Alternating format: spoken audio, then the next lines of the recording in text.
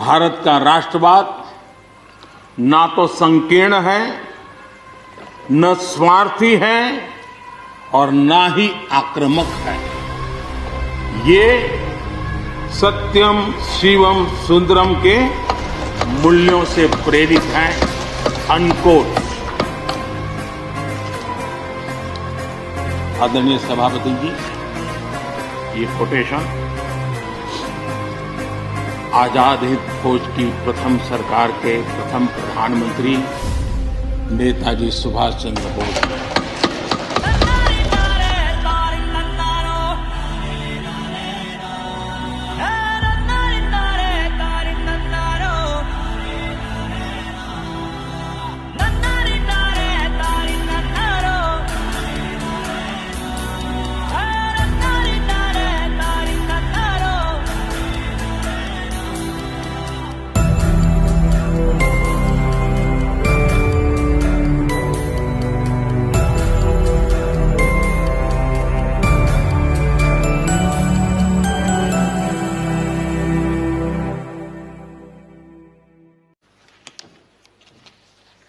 हम लोग कुछ शब्दों से बड़े परिचित हैं।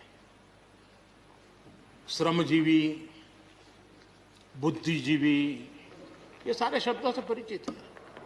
लेकिन मैं देख रहा हूं कि पिछले कुछ समय से इस देश में एक नई जमात पैदा हुई है, एक नई बिरादरी सामने आई है, और वो है आंदोलनजीवी। ये जमात आप देखोगे, वकीलों का आंदोलन है, वो न वहां नजर आएंगे। स्टूडेंट का आंदोलन है, वो वहां नजर आएंगे। मजदूर का आंदोलन है, वो वहां नजर आएंगे। कभी पर्दे के पीछे, कभी पर्दे के आगे। एक पूरी टोली है जी, जो आंदोलनजीवी है।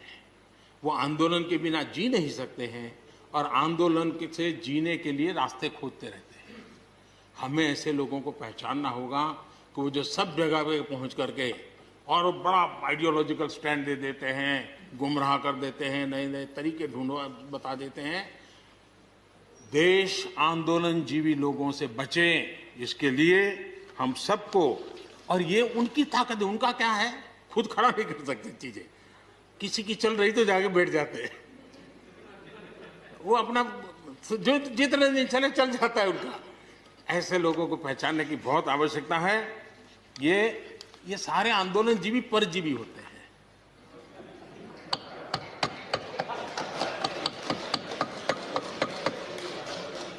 और यहां पर सब लोगों को मेरी बात से आनंद इसलिए होगा कि आप जहां जहां सरकारें चलाते होंगे, आपको भी ऐसे परजीवी आंदोलनजीवियों का अनुभव होता होगा।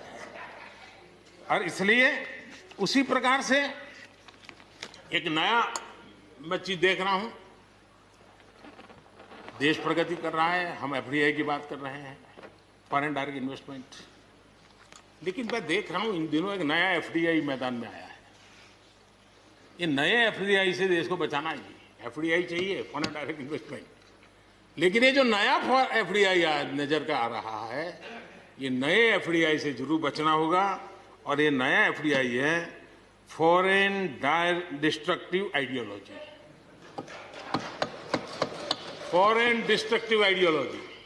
और इसलिए इस एफडीआई से देश को बचाने के लिए हमने और जागरूक रहने की जरूरत है।